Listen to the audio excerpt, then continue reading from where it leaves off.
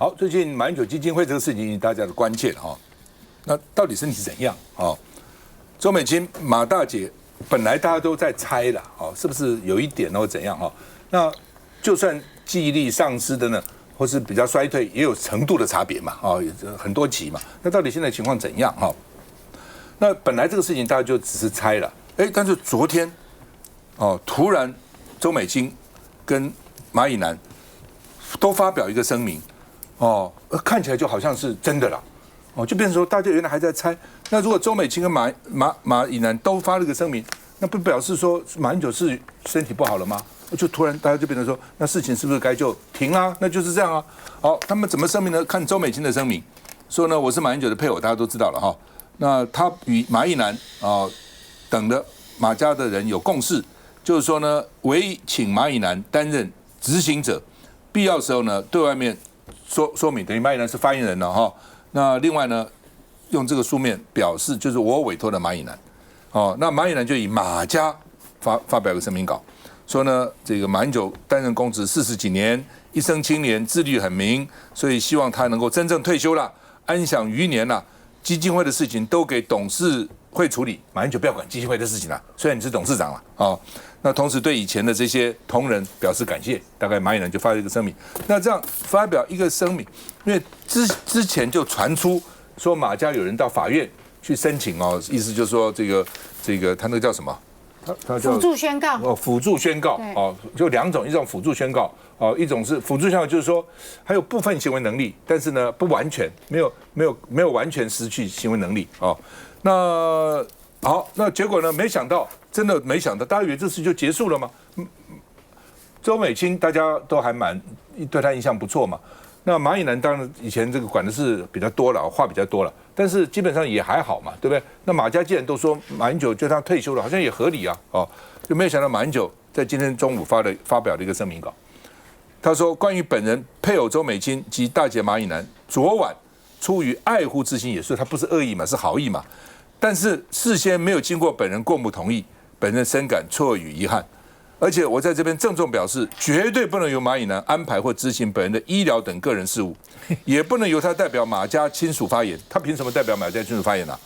完全不能同意马以南的主张，将马英九基金会的事务全数交由现在的董事会处理，因为马英九认为现在董事会有问题啊，或是某些人有问题啊。本人再次强调，马英九基金会应紧速增聘廖基斌、戴霞玲、邱淑媞、赖信元等4个新董事，增加董事会的多元跟公信力，而且呢，来协助高华柱董事彻底整顿基金会的业务。因为基金会是这样，要新董事要旧的董事同意才可以啊。所以呢，马英九原来他本来希望21号开董事会嘛，就要做这个事嘛。那马英九，我本来以为就是像这样哈，这个打个字，一般就签个名嘛。马英九不是哦，全部自己写哦，就表示说他也能写字哦。而且字写的还蛮工整的哦，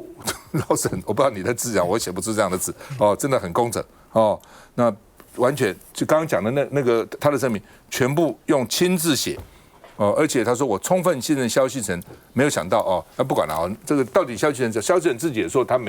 很清白嘛，那反正到底这个内容怎么样再说了哈。那另外呢，他还说，他说在115年2月16。2月时间就5月了，3个月了。他委托高华柱及金溥聪2位先生协助马英九基金会所发生涉及侵占及备信的事件，所以呢，外界有人说我的决策不是我的本意，不是事实，因为外面有人说都金溥聪策划的啦，或者其他人搞的，他说不是，他说就是我的本意。有关萧王2人涉及侵占与背信的各项这个事实，他们有向我报告，我都十分清楚了解。黄律师主要是律师了，黄律师也有向我详细报告。我了解之后感到痛心疾首。我栽培他们10几年，又要他们跟我共事，对他们充分信任，没有想到在财务上对我做了许多涉嫌刑法背信跟侵占的事，我感到痛心疾首，难以释怀，所以决心要追究到底，查明真相，移送法办。所以他还是坚持要移送法办哦。那目前外界谣传我已失智，我听了觉得可笑，因为我虽然已经76岁，每天依然读报看书，与过去数十年没有二致哦。所以呢，我对于我过去提携过的萧王2位同仁，竟然做出这么多亲痛仇快的事，让我感到十分难过。他这篇封信就写这个了写这个东西了那让我这个身心十分难过了，字写的还不错哈。那另外呢，这个马英九自己跑出来了，而且他今天还录了7段影片传给媒体每个媒体他都有7段影片那他说贪污犯不要污蔑我是他。马英九一直很气，就是你们都是他失智，都是他失智。那他也讲说，我脑筋就算我失智了，就算我丧失记忆力，跟我的干部有没有关系？有没有违法是2件事。那但是他们就说，因为他失智，他讲的干部犯都是假的，都没有的，都跟他报告过了，只是他忘了。他现在在争这个东西嘛所以我一直讲说，马英九到最后以我对他的了解，我们同一天进台大的他到最后如果再这样讲，他会进法庭。那我既然我失智，我没有办法判断，法官来判断嘛。法官来判断嘛。至于很多人在谣传说基金会如果一查不得了，里面很多事情被挖出来，我相信以我对马英九了解，如果基金会是他在管的时候，基金会不会有什么违法事情绝对不可能马英九会允许任何违法的事情还有人说基金会查到国民党去，基金会怎么会查到国民党呢？基金会就是基金会，哪个检察官敢因为基金会查国民党，那已经被社会骂死了，所以那都是骗人的啦。我们看看到底。这个我们现在有几段影片，我们先看一段。奉劝基金会真的要为达目的不择手段吗？我还是觉得人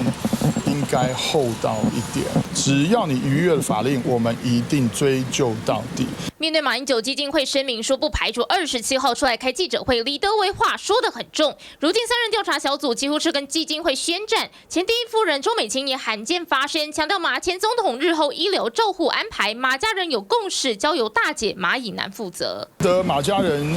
对于总统的健康有忧虑，但是这样子的声明，我觉得对于马家人来讲也是情非得已。5月12号，我觉得马家人在没有到最后的关头是不愿意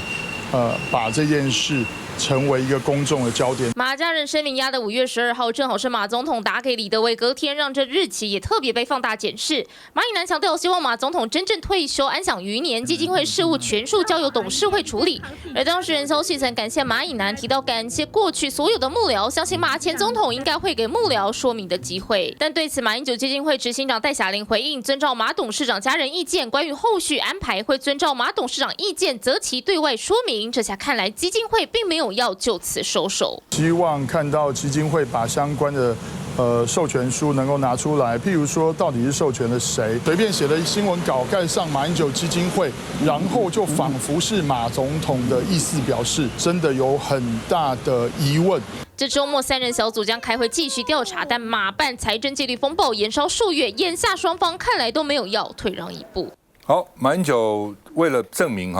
他是自己写的，还拍了照片然后呢拿毛笔签名拍照片，说呢这可以证明我没失智吧，也不敢讲到底因此就是因为听说有些时候清醒，有时候没有那么清醒，但不管怎么样，至少在做这件事情的时候显然是清醒的嘛，也就是没有到了必须要去执行什么宣告辅助宣告，没有到这个地步说你的财产不能处理，要我帮你处理你这个法律你不能去告人，我帮你告，好像没有到这个地步了老沈，你这个医生怎么看？这个事件刚刚发生的时候，我觉得有一些站在马英九的对立面，而且比较袒护萧主任的人，都一直讲说，我们应该为长者运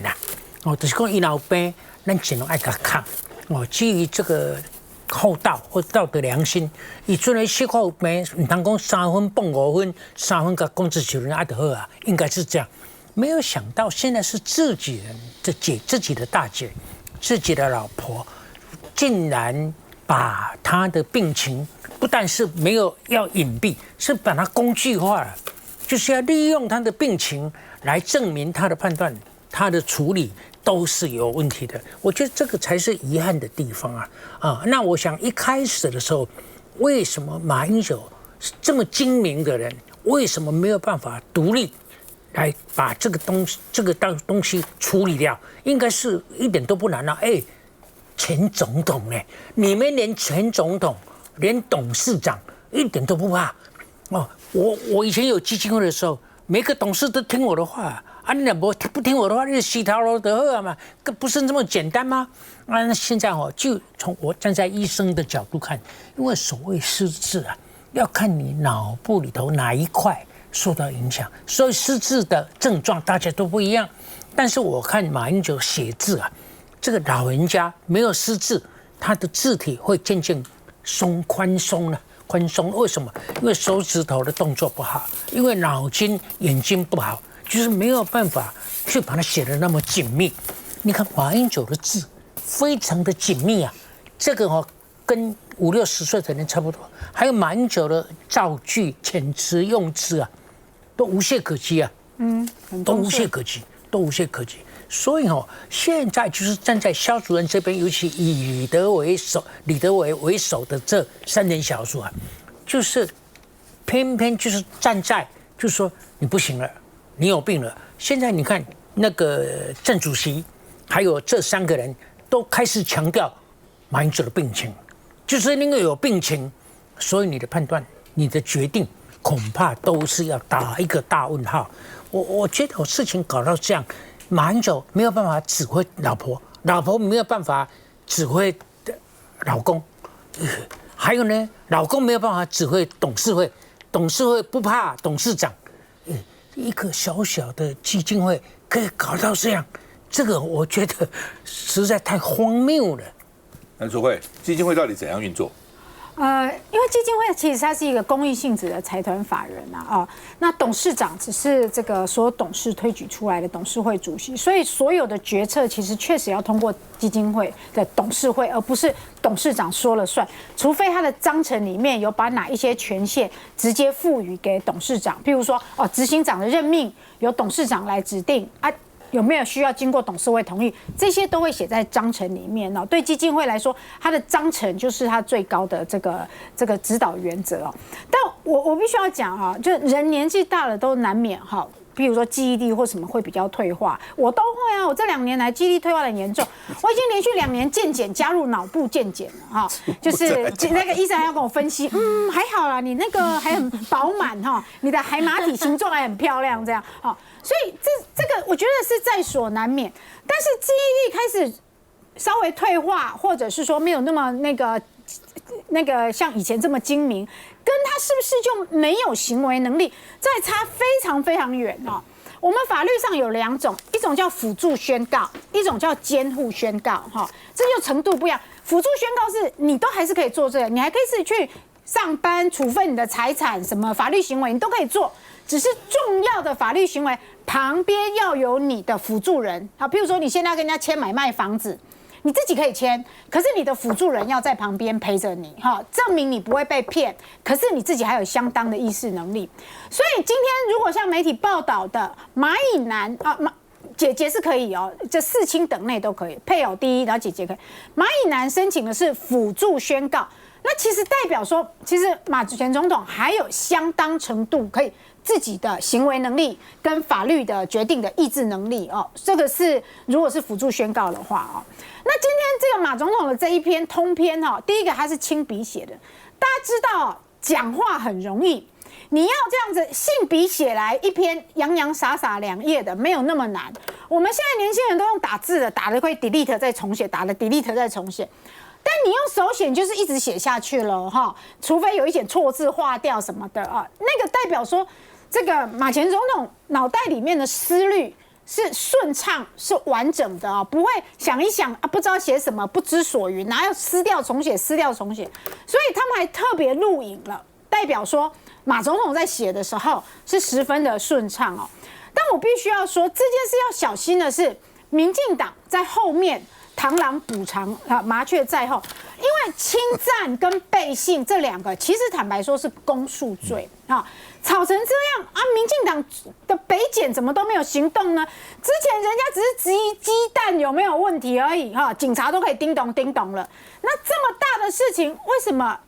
司法没有动作？民进党就在看热闹、看笑话嘛。我觉得这才是要注意的地方。休息一下再回来。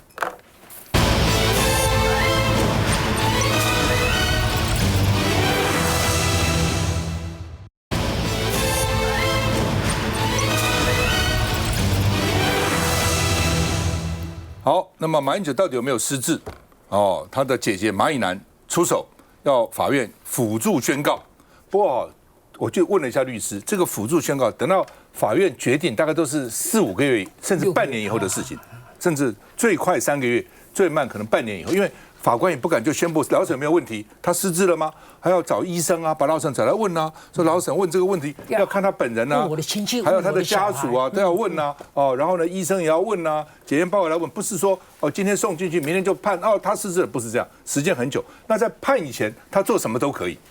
哦，如果判说他需要辅助，哦，那像刚刚所谓讲的，需要旁边人要同意。如果判以前，他其实要干嘛都可以的，哦，是管不到他的哦。所以马英九现在如果要到法院去告啊，需要做什么处理，那是他的权利，没有人能够限制他哈。好，那家属申请辅助宣告，台北地方法院说，因为涉及医疗隐私，不能评论，法院不能评论的啊。其实这个事情本来就我到底怎样是我的隐私吗？都不应该来公共讨论。这事情已经变成，就是说本来这个事情大家都只是在猜测，但是当张武本清跟马以南这篇声明发出来以后，大家就说哦，他是不是有问题？否则为什么他太太、他姐姐都要到法院做这个事呢？那马英九就所以很生气，今天立刻强硬反驳说没有失智，我好好的哦。所以大家有看到刚刚马英九亲自写的声明嘛哈？好，那马英九。他是昨天晚上12号，他们其实就拟好刚刚那个声明了。那为什么到昨天才发出来呢？哦，12号就拟好了，15号他们向法院递状申请。哦，21号昨天21号，因为马英九基金会说，马英九说21号你们不是要来开董事会吗？对不对？你们3人小组不是要有报告出来吗？为什么都还没有出来呢？哦，所以27号再给你们1个礼拜。那马德伟他们这3人小组就出来，马德伟因为是他们推举的发言人呐，李德伟就是说呢，这个反正就讲了一堆话了，所以金溥常他有资格威胁我们等等一堆哦，所以呢说踩到马家的底线了，所以呢这个他们就决定反击哦，然后说正式哦把这个刚刚的马以南跟这个周美青的声明发出来。哦，昨天一发出来以后，大家就以为这个事情哇，那就结束了吗？马家人都这样认为吗？但是没想到马英九不肯哦，所以呢，基本上哈，李德维说调查萧细成案子要参酌马英九的健康，他们现在的讲法就是说，因为马英九说有问题，他们就说有什么问题啊，都报马英九同意了。那马英九说我没同意啊，你失智了，你忘了，大概现在情况就是这样。那公文拿出来，所以没有公文了，就口头同意的嘛。他就说你口头，我都口头跟你报告，你口头同意了哦，所以现在吵这个嘛哈。好，那么这个李德伟说，马家人是情非得已才公开马英九健康的问题，那你们这些基金会人真要不择手段，真的还要这样干到底吗？哦，好吧，我们看一下。那我跟大姐呢住得更远，我住文山区，她住在内湖区啊。我们大概顶多1个月碰一次面啊，这并没有那么亲近。我讲我所有发的声明啊，都是我亲自讲的，没有经过他人之手，完全代表我个人啊。如果说有人在污蔑的话，我一定会去法院告他。你要不要签个名在后面？要，可以。哎，好，用毛笔签，试试做。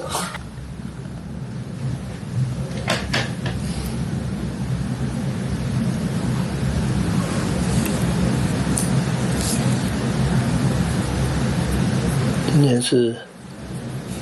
115，对不对？嗯。今天是5月22日。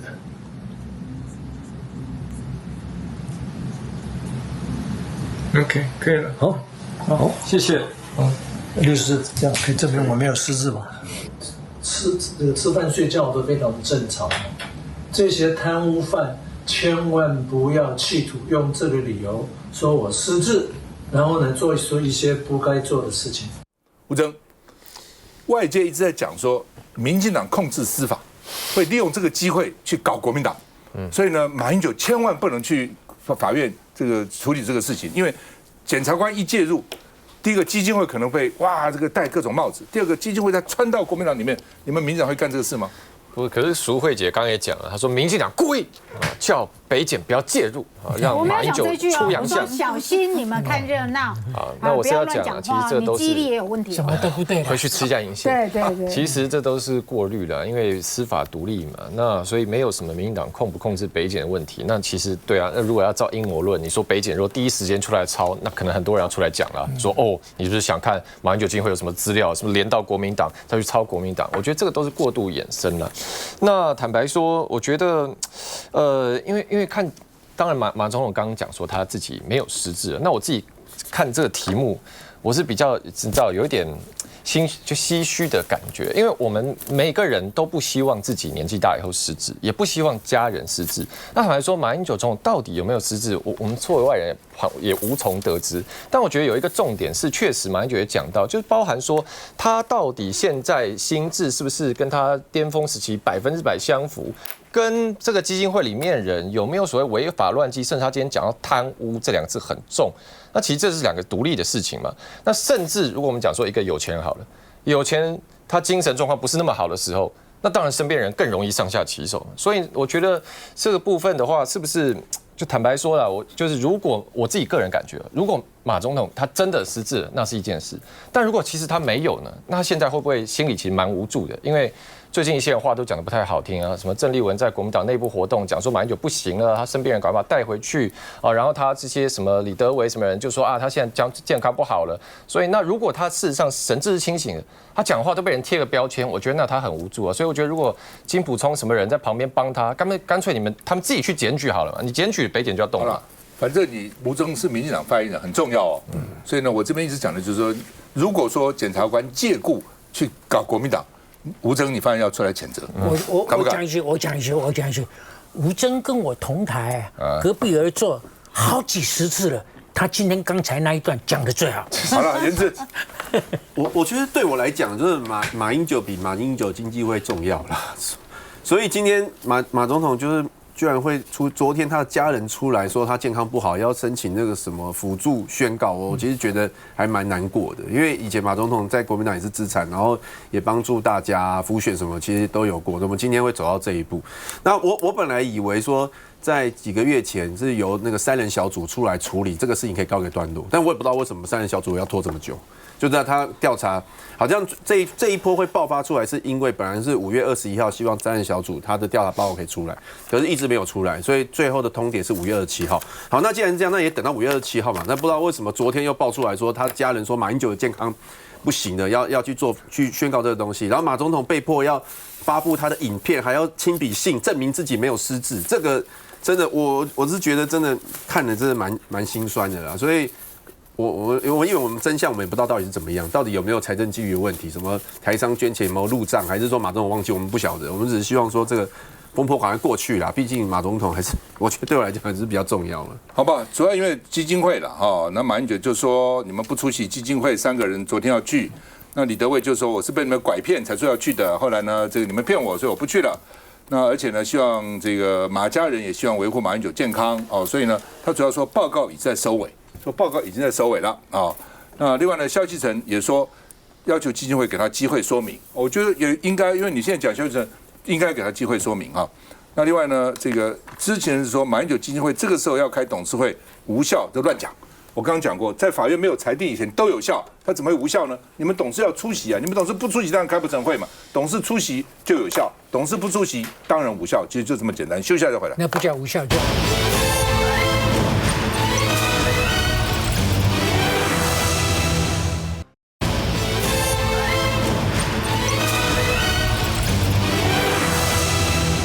好，马英九基金会这个事情是从3月16号那个时候的事情，大家比较知道，因为那天呢，基金会发布声明指出，说呢，前基金会的执行长萧继成跟王光慈在2月底就离职了啊。那另外呢，他们改聘戴霞玲担任执行长，所以呢，当时只说萧王2个人将来言论不能代表马，就是这样子。然后呢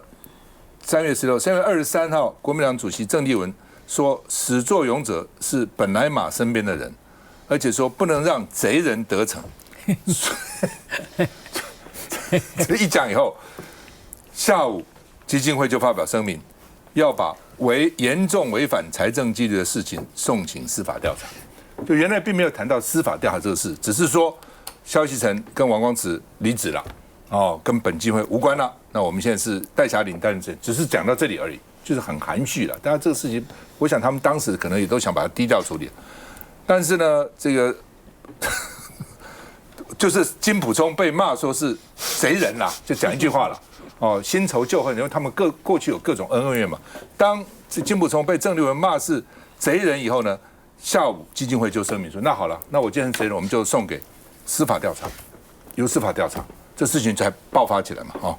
然后呢，这是3月23号，3月25号，萧锡成就哽咽说，所有事情我都向马英九报告啊，但很多事他忘了，就我刚刚讲的，我都讲了，我并没有自己去做，他忘了，我有报告，口头有报告，所以那怎么会忘了呢？所以马英九健康问题才浮上台面，然后再过3天，3月28号，马英九基金会召开董事会，由3个人调查，就3个人小组，那由这就好像尹启明，还有谁啊？薛湘川、李德伟3个，你们去调查结果，所以那个是3月28号，到底有没有萧锡成的问题？有没有那另外呢，那3月8号、4月8号、5月28到今天5月22，也将近3个月了嘛，将近2个月了那另外呢，基金会就开始跟3人调查小组彼此有不同的意见了4月13号开始，然后到了4月到5月1个月以后，马英九基金会发出声明说，这3人小组呢，你们为什么这个调查报告不出来呢？所以呢，如果你们5月27号如果不在董事会上提报告，那金溥聪要开记者会说明到底怎么回事因为记者会刚刚看金溥聪受马英九之托。那5月21号，基金会以文字公布马英九的讲话，因为那是要开董事会，但人不够所以董事会留会要委托相关人士尽快召开记者会，公开事件始末与相关事证，那是21号。那另外呢，也就在21号，马家发布声明，希望马英九退休，安享余年，董事会的事全部给这个基金会的事全部给董事会处理。换句话说，5月其实中间5月12号，马家就已经签了那个就是辅助宣告。周美心委托马以南处理马英九所有的事情，在5月10号就签了。那5月15号到法院去申请，然后呢21号把它拿出来，大概整个情况是这样。那我们再看一下马英九今天他们基金会发了7段影片，但是我们不可能7段都播嘛，我们只截取2段，我们看一下。要不要法办，真的是完全尊重总统的意愿。没错，我不会干涉总统自己的意愿，这一点我特别，总统在这里可以证明，我都再一个讲。这一点我不是受你的影响毕竟你不是学法律，我是，而且我是当事人，你不是。对。然后我对这个事情的感受太深刻了，你知道吗？因为这2个人萧锡成跟王光慈我都是10多年前，将近快20年前提拔他们，然后邀请他们担任重要的工作。因为我当总统之后，他们都进入总统府来工作嘛，真的是没有想到他们会出卖我到这个地步。马英九话当然讲得很重了那因为主要是外面都说是金溥聪在搞了，那他们这段就是马英九说是我决定的是，而且你不是学法律的，我才是学法律的。马英九很以他学法律为傲了那萧锡成因为被指控嘛，所以萧锡成说我不想再回应了，我很难过王慧怎么看？我自己其实也是从非营利组织出来的。如果这件事情单纯从非营利财团法人的角度来看的话，我觉得如果在这个基金会里面有相关的这样子所谓财政纪律的问题，应该当然就是要回到董事会这边来做相关的讨论那这个董事会讨论完之后，不要忘了财团法人在设立的时候，其实它都有一个主管机关，所以相关的这个内容，它也应该要去函报这个主管机关，那主管机关可能会回来问他一些问题，他需要来做相关的回答。他其实就在一个正常的这个脉络里面在做运作。但因为事关马英九哦，那后面刚刚又讲到可能会大家讲说，会不会牵扯到这个国民党，所以这个事情就渐渐被大家注意到这样。那我觉得这件事情在一开始我自己关注到这件事情的时候，我是从萧副主席在讲就是马总统的这个健康问题开始哦。那我觉得这件事情，有关马英九先生马前总统的这个身体健康，跟他这个是不是有所谓的财政纪律的问题，我觉得这真的本来就是两件事情，但是就变成就是说要不断的去证明，就是马前总统的这个健康问题是没有的哈。像刚刚这个影片播出来，我觉得今天这个所释放出来的这几支影片，其实蛮明显看起来好像马总统在拍影片的当下的状况都是正常的状况，至少我看起来是这样嘛。包含前面一段在讲他写的东西，不止这个手没有抖，然后这个他是这样子拿一张白纸直接这样写，那个每一行都非常的对齐哦，然后非常的工整。中间有个动作，我不知道大家有没有发现，他站起来，他因为他签名的时候，他要去签。就是用毛笔，他习惯用毛笔签，他还去特别有这样的一个动作，然后像包括刚刚对，就是这个画面上现在看到的，我觉得其实都是在一个非常如常的一个状况之下，包含刚刚，因为我几次在过去的工作经验里面也跟马前总统有这个互动过，就是所谓的马式幽默，他会讲说，就像刚刚赵大哥讲了，他对以学法律为傲这件事情，所以我觉得看起来要把这个事情，我觉得马前总统要不断的去说明他自己的健康是没有问题的哈，但是回来讲了哈，就是我觉得这样的一个事情发生到现在哦，如果他是在，我还是要讲，他如果是在一个正常的这个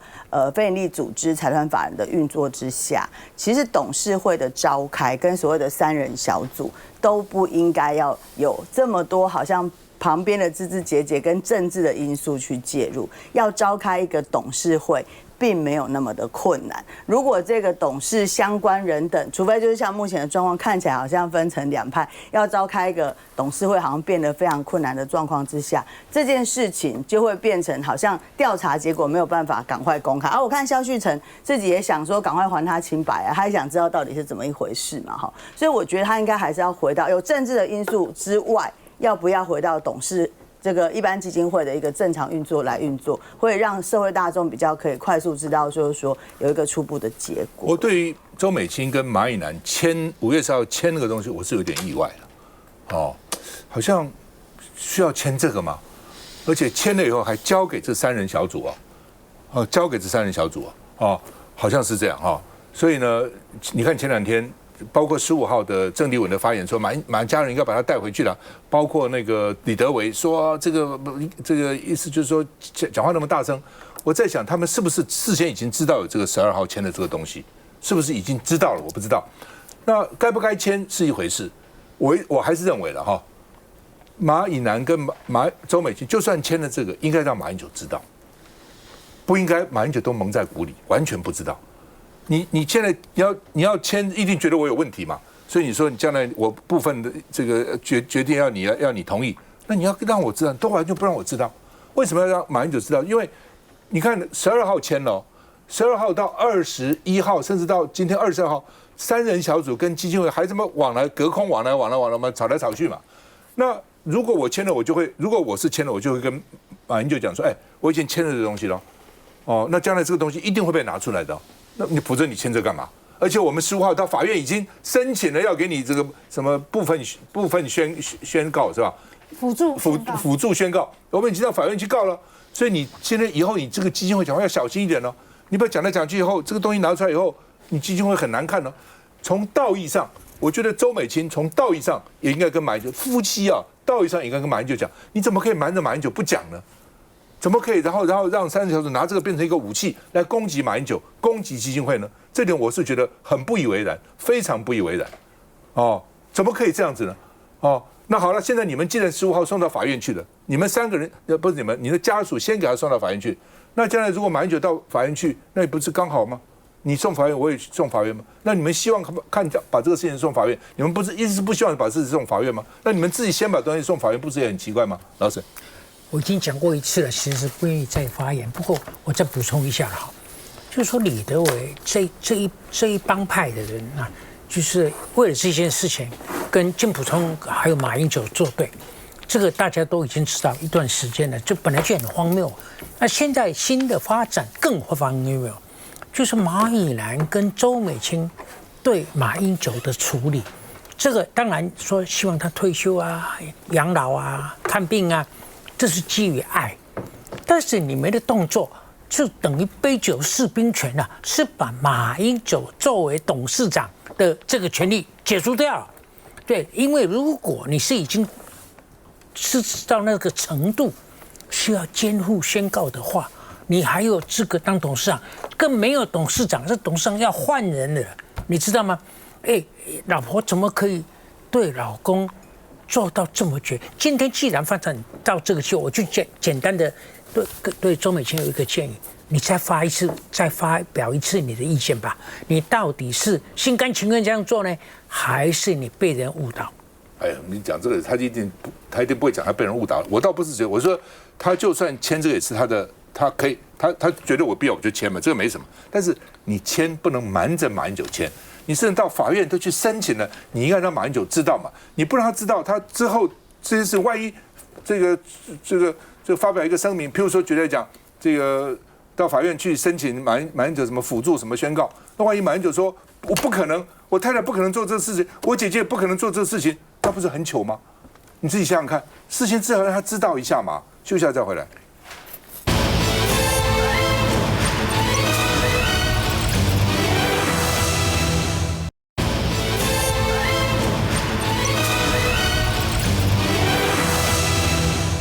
好，林志玲本来宣布要这个聘他做文策院的董事，大家觉得也不错啊，林志玲这个。也做很多社会公益啊，知名度也很高啊，等等哈。但是呢，他突然宣布说，为了避免更多误解，没有想到董事的重量比想象中重很多，所以不干了，请辞了啊。那梁文杰说很意外啊，不是好好的没都讲的都聘他，为什么就辞了呢？那另外呢，贾永杰也被网友说呢，因为不当台湾人就走他好像在一个节目上这样讲哈，那结果呢，他女儿又出国，所以就被网友说那不走，这果然走了哈，就是送女儿出国留学很多嘛，我觉得这也没什么稀奇。那也有人说你是不是看不起台湾学校，也不能这样讲哈。贾永杰就反击说你是刻意混淆视听，太恶意了所以呢，联合报的评论就说林志玲的退跟贾永杰的进都是很沉重的，就是台湾现在变成这些公众人物本来他跟政治也无关。但是呢，稍微就人骂了，你怎么当时这个大陆办国庆的时候呢，你林志玲还去赞美祖国多伟大、多重要、多么恭贺人家然后呢，蒋永杰你又说不要当台湾就走等等就变成又牵扯到这里面。所以呢，林志玲觉得那我不干可以吧？我本来干是等于是增加你一点重量，美化你一下，让你觉得有多元的人才。那这样我被讲成这样子，那就算了。我们看一下。台湾2位话题名人近期都因为爱台相关言论成为舆论焦点。林志玲日前确定出任文策院董事，却因为过往的言论遭到部分网友质疑是否适任，引发外界热议。沉默多日后，她在21号亲自发声，宣布决定婉拒接任董事职务，强调不希望因为外界的揣测与误解，模糊原本想为文化产业尽力的初衷。林志玲坦言，没想到这个身份承载的压力远超想象，但承诺未来仍会以个人的力量持续投入人文文化、儿童美学以及5年10部电影的计划等领域。另一边，贾永杰之前受访时谈到台湾认同问题，曾直言如果不爱台湾，那就不要待在这里。但近日他因为送大女儿去美国留学，遭到网友留言质疑是否看不起台湾的学校。贾永杰大方承认女儿确实在美国念书，但也发文澄清，把孩子送出国留学直接解读成看不起台湾学校实在太恶意。他强调与先生都有外国留学的经验，反而更知道台湾的珍贵，这属于家庭的选择，不应该被曲解成对土地的不认同。台湾现在变成这个很严重，动辄就这样去骂人家，去这个找一点小事就把它扩大。来，吴峥怎么看？我觉得不管是林志玲或者是贾永杰，其实我认为他们都是真心爱台湾的。因为林志玲虽然她宣布不接文策院的董事，然后她还是会持续投入一些公益的计划里面。那坦白说，以林志玲的这样的一个等级啊，看站，那其实她来文策院当然是可以帮政府做一些事嘛。那现在当然也是尊重她选择。那贾永杰坦白说，他包含他在看到他在101当董事长任内，其实也帮台湾的这个曝光度啊，之前跟 Netflix 合作也提升很多嘛。那最近可能因为他上这个谈话性的网络节目了，他有提到一句话，他说觉得台湾有些人爱唱衰台湾，不爱台湾的话，其实那你可以离开。那很多人可能看因为这个事情就觉得，你是不是在攻击？你好像说现在都不可以骂政府怎样？但我觉得贾永杰他其实也没有涉入政党，因为他自己后来也强调，他不是在讲任何的政党，他是就讲台湾。那我觉得他讲的是一个很单纯的感觉嘛，意思就是说，好像要是你不爱了你的男朋友女朋友，那就分手嘛；要是一段夫妻关系你不爱了，那就离婚嘛。大概就这样。我觉得他们初心其实都蛮单纯的了。燕子，我觉得现在台湾出现一个非常奇怪的言论审查状况，就是只要你的意见跟民进党不一样，你就是不爱台湾，你就是中共同路人，我们就深受其害啊。我们那时候被罢免的时候是什么理由呢？我们通过财划法，说我们通过财划法让地方的钱变多，中央钱变少，那就是要让中央没有钱买国防，然后呢，中共可以打我们，所以你是中共同路人。那时候就是这样子啊。然后路上就一堆人说你不爱台湾，你滚回中国，我就觉得很奇怪啊。我是生在台湾啊，长在台湾啊，我的家人、我的同学、我的朋友。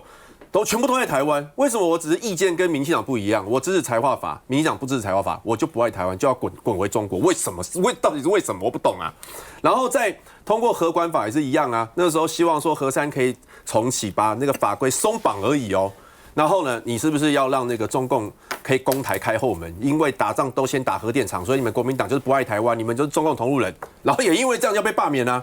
所以这发1万块也是啊，发1万块钱呢，就是要穷台，然后让中共可以打台湾，所以你们滚回中国。这一套逻辑跟论述是谁弄起来？就是民进党在赖总统上任之后，这个包括总统府、行政院他们的民进党党团所发起的嘛。然后像那个时候，民进党的立委啊，有一个郭姓立委，只要看到年轻人在那个路上有直播，就跑过来，你为什么要来直播啊？然后那段时间，台湾人在路上直播，都要说，你直播什么？是直播给习近平看了吗？然后还要故意在那边讲说什么64天安门，什么习近平下台，就是那一段时间，台湾就是变成说，好像你都到处都是第5纵队，都是中共同路人。那当然这个就会变成贾永杰这样啊，就是贾永杰就是说你不爱台湾，那请问贾永杰，你的标准是什么？谁来判定谁爱台湾，谁不爱台湾？是用什么标准来判定？你讲清楚嘛。他就是因为这样子讲扣人家帽子，人家才会针对他。但当然我也是觉得他女儿出国读书不要这样无限上纲了。可是因为贾永杰讲的那个你不爱台湾你就离开，我觉得这句话确实让大家觉得说，那你说个标准出来。他也没有针对谁了，他没有点名。但是他只是有个脉络嘛，因为民进党的脉络就是这样。那林志玲就也是比较衰，林志玲也是被言论审查，就是他之前发了一些文，